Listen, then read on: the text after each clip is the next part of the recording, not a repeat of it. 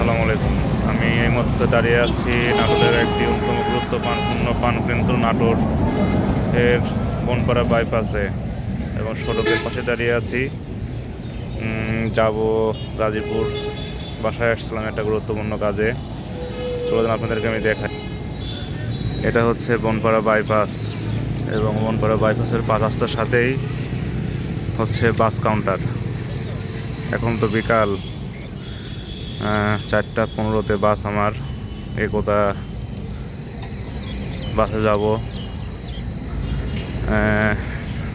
তাই একটু আগে আসছি।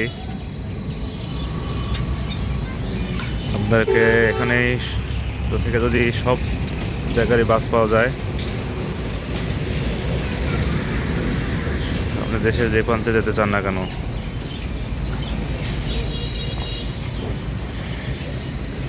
এটা হচ্ছে বিভিন্ন ধরনের, এটা হচ্ছে বাস কাউন্টার।